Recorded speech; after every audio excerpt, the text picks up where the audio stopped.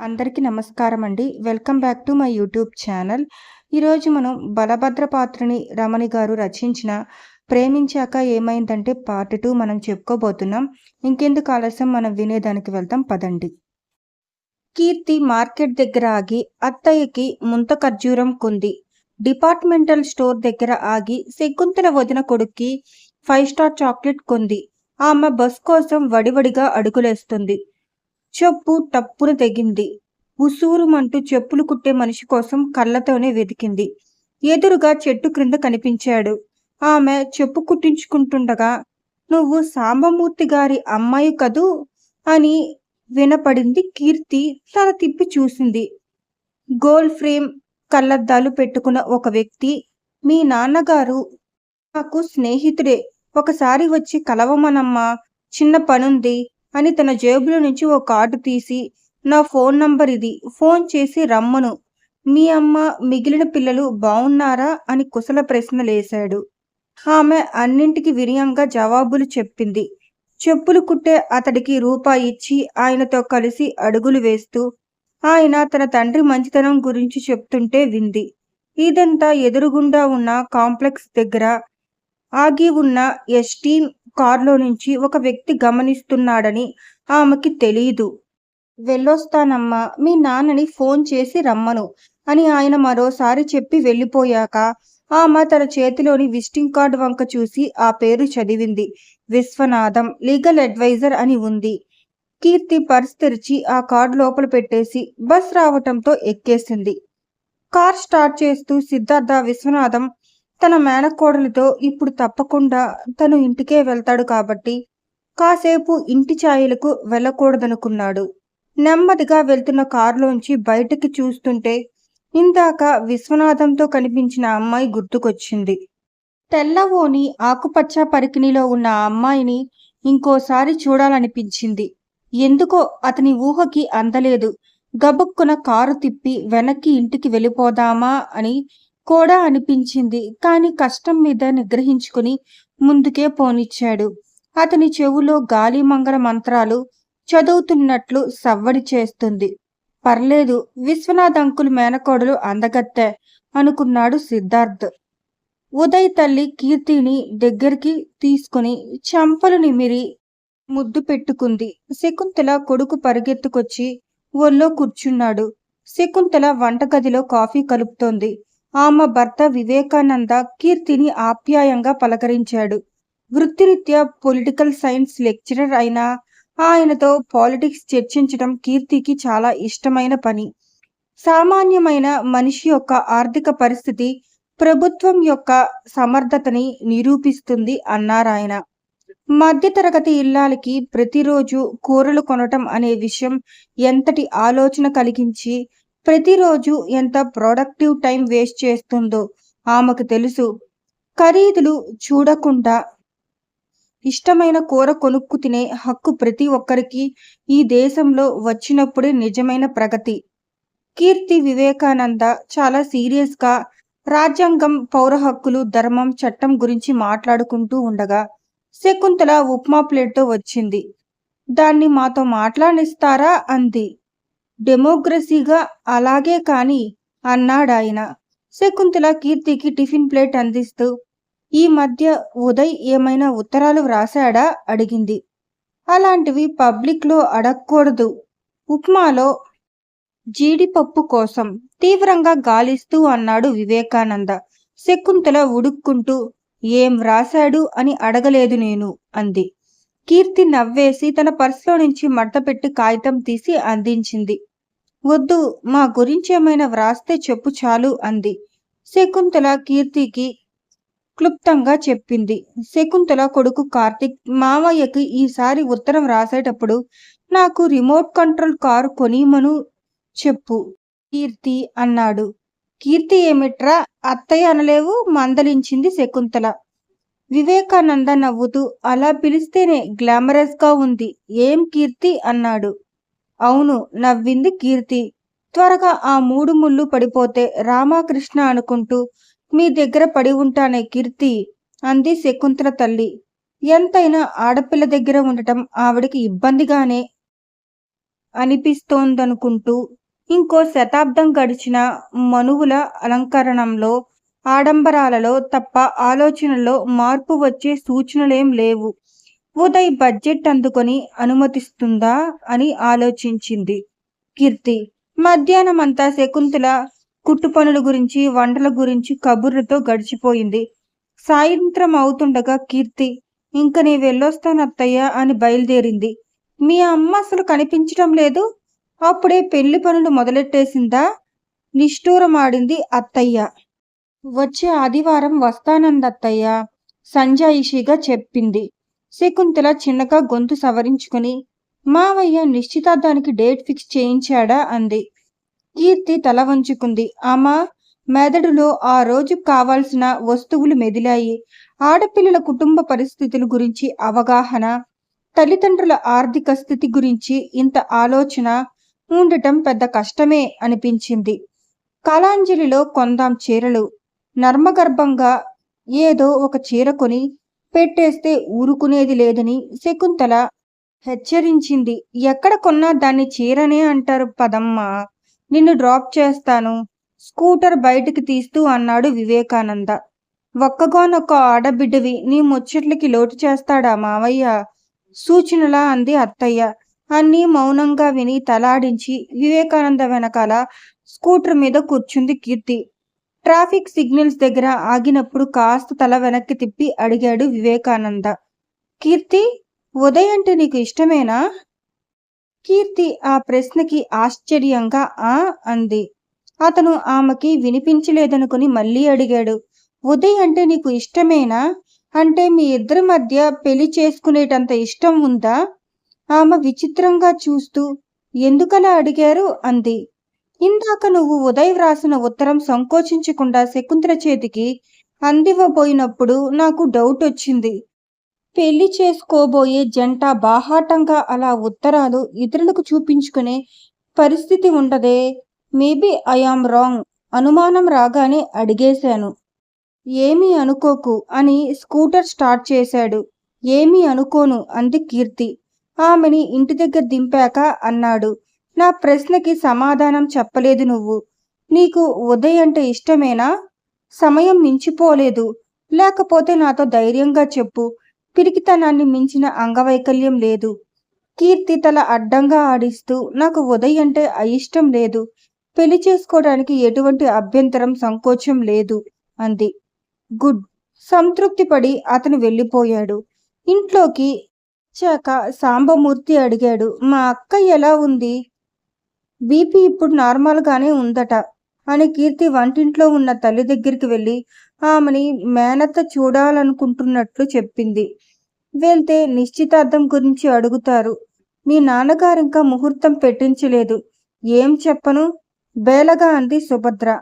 ఆడపిల్ల తల్లిదండ్రులు మగపిల్లాడి తల్లిదండ్రులతో మాట్లాడడానికి జంకటం, ఏదో తప్పు చేసినట్లు తప్పించుకు తిరగటం ఎప్పుడు మానేస్తారో ఈ దేశంలో అనుకుంది భారంగా కీర్తి.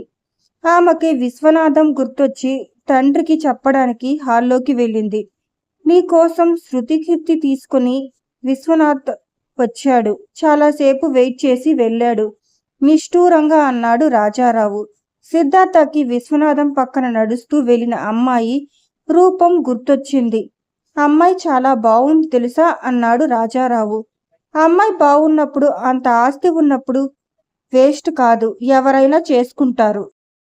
నాన్న, అంత వద్దన్న వాళ్ళని ఒప్పించడం ఎందుకు అని గదిలోకి వెళ్ళిపోయాడు సిద్ధార్థ.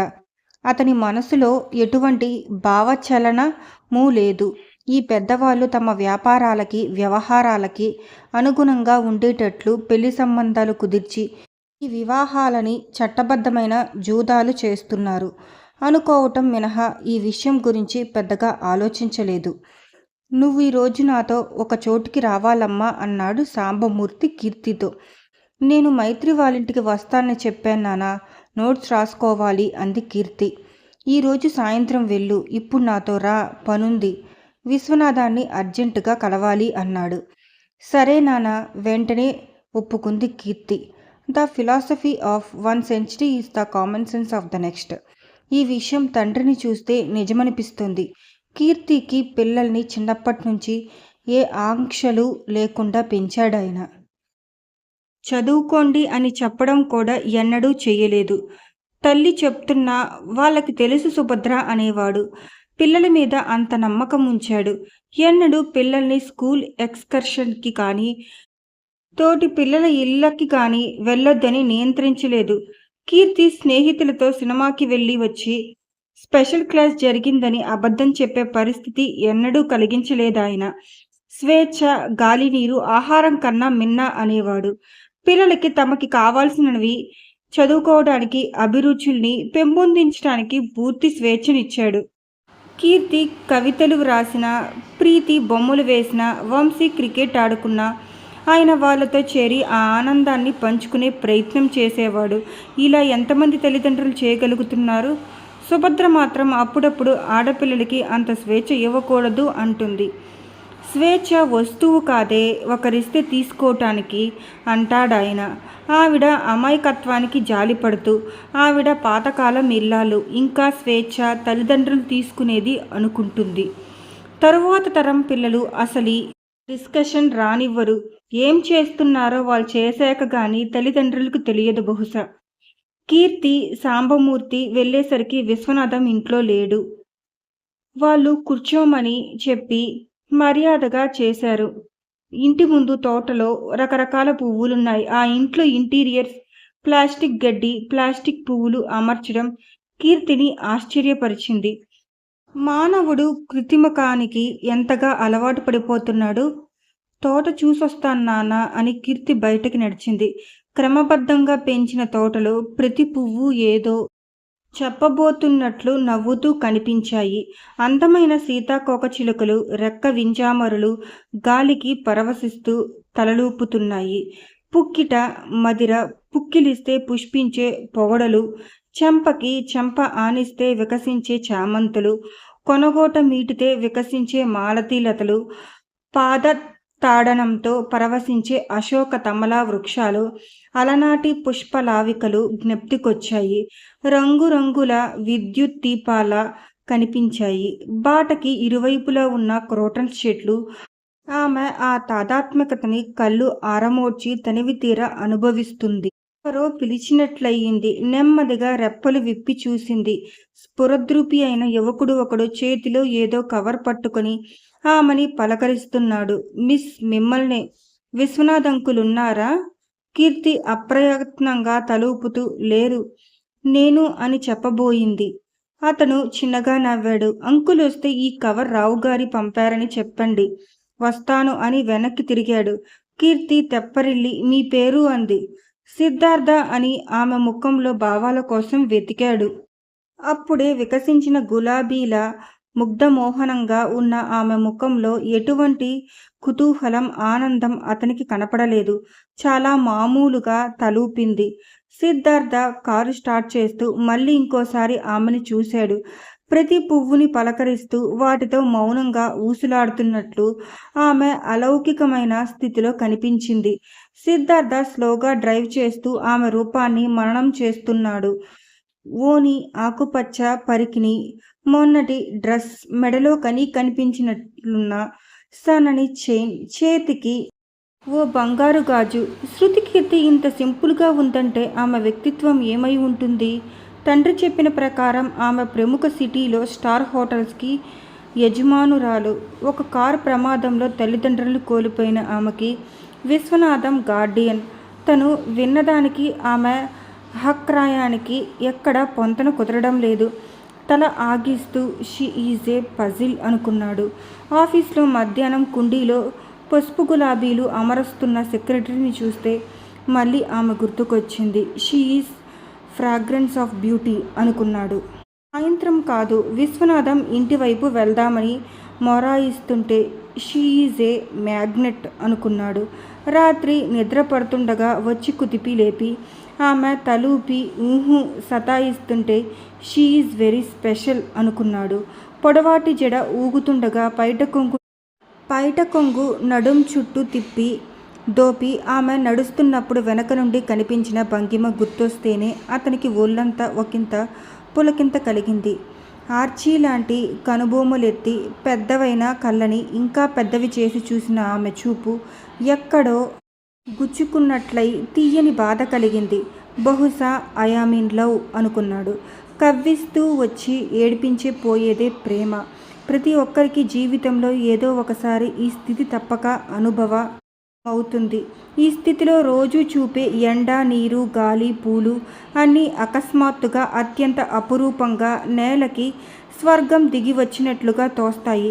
25 వయసులో ఆ భావాల జడకి తడిసి ముద్దైన సిద్ధార్థకి తన అందమైన రూపాన్ని చూడమంటూ కనుపాపల్లో తిష్ట వేసుకొని కూర్చున్న రాత్రి. వేకువ జామున ప్రత్యూషానికి భయపడి పరిగెడుతూ ఆఖరికి చుక్కని అతని పక్కన తీయని స్వప్నంగా మారింది. నీలి మేఘాలపై గాలిలో తేలేటి నక్షత్ర కాంతులలో నీ రూప కన్నాను. నేలపై ఊరికేటి చిరునవ్వు చిందేటి చిన్నారి పూలలో నీ సొంపు కాంచెను. నేను విశాలి పెళ్ళికి విజయవాడ వెళ్తున్నాను అని కీర్తి చెప్పగానే తల్లి, మీ నాన్న సరే అన్నారా అని అడిగింది. కాదు అనాల్సిన సంగత అడిగాడు సాంబమూర్తి. సుభద్ర ముఖం అప్రసన్నంగా పెట్టుకుని, వచ్చే వారం ఉదయ్ వస్తున్నాడు, అతనికి ఇష్టం ఉంటుందో లేదో అంది. అప్పుడే అది వాడి ఇష్టాయిష్టాలకి అనుగుణంగా నడుచుకోవాలా అడిగాడు సాంబమూర్తి. కీర్తి కళ్ళల్లో భయం కదలాడింది. తండ్రి మంచం మీద కూర్చుని, నాన్న పెళ్ళైతే స్వేచ్ఛ అనేది ఉండదా అని అడిగింది. మీ అమ్మకి స్వేచ్ఛ ఉందో లేదో కనుక్కో ఆయన నవ్వుతూ అన్నాడు. అందరూ నీలా ఉండరుగా అంది కీర్తి. పెళ్ళైతే ఎవరూ మనకి నిబంధనలు విధించక్కర్లేదు, మనమే కొన్నింటికి నిబంధనలు విధించుకుంటాం. ఇవన్నీ కనిపించని సంఖ్యలు. సుభద్ర పక్కనే కూర్చుని టీవీ చూస్తున్న ప్రీతిని, వంశీని చూపిస్తూ అంది. ఆ సంఖ్యలని, సంతోషాలని, బంధాలకి, అనుబంధాలని ముద్దు పేర్లు చెప్పాడు సాంబమూర్తి. కీర్తి లేచి తన గదిలోకి వెళ్ళింది. పెళ్ళంటే మొదటిసారిగా భయం కలిగింది.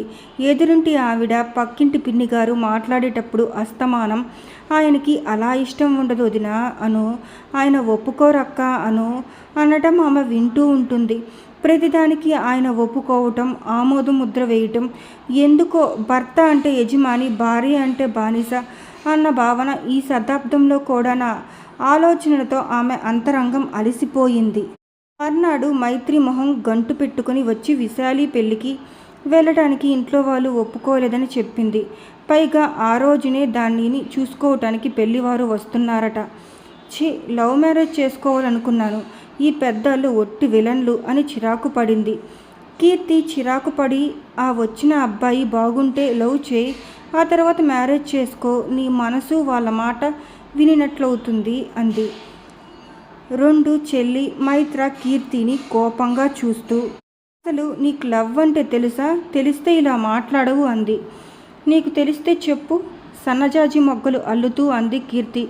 అనుకొని ఆలోచించుకొని చేసేదాన్ని లవ్ అనరు, అడ్జస్ట్మెంట్ అంటారు. లవ్ అంటే అసంకల్పితంగా, అనాలోచితంగా, అకస్మాత్తుగా, అన్విరచనీయంగా, అపురూపంగా జరిగేది అని అంటావు, అంతేనా? సరే కానీ ఈ పూలు పెట్టుకో. కీర్తి ఆమె జడలో పువ్వులు పెడుతూ అంది.